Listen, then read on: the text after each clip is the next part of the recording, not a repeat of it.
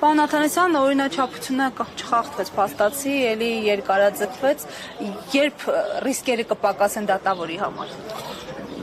Նորից եմ ասում, քաղաքական պրոցեսը եւ դատավորը ձևական դեր է կատարում,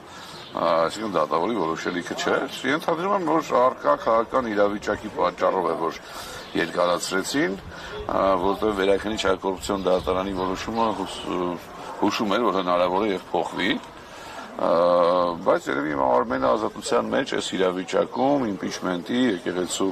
նկատմամբ հարձակման, այս գործընթացներում Արմենի նման ռետորը եւ ուժեղ քաղաքական գործիչը ազատության մեջ այս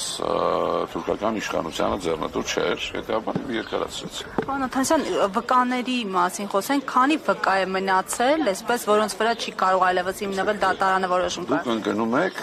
ծուղակի մեջ, որոնք որ հեղինակել են այս քաղաքական հետապնդման հեղինակները։ Ինչ վկա, ինչի մասին վկա, ես բազմիցս ասել եմ, այս գործով վկա չկա, որովհետև չկա մեկը, որ ասի Արմեն Աշոտյանը ինչ-որ սխալ բան է արել։ Սրանք վկաներ չեն, ուղղակի ձևական մարդիկ են ու դրված են որպես վկա, պետք է չէ քրեական գործում լինեն վկաներ։ Ամեն դեպքում դատանը հղում է կատամ վկաների, մեղադրյալների վրա ազդեցություն ունենալու այդ հանգամանքին։ Դատարանը դատավոր Դոլմազյանը մարդ է, չէ՞, մտածում է վաղ իշխանություն փոխվել կա եւ ինքը ինչ-որ ձև պետք է արտարացնի։ Այն ամենը ինչ որ հիմա կատարվում է։ Եվ զուտ դրանով դրդված ինչ-որ բաներ է ասում։ Ինչ որ կատարվում է այս դատականիստերի դալիճում, իրավաբանության հետ կապ չունի։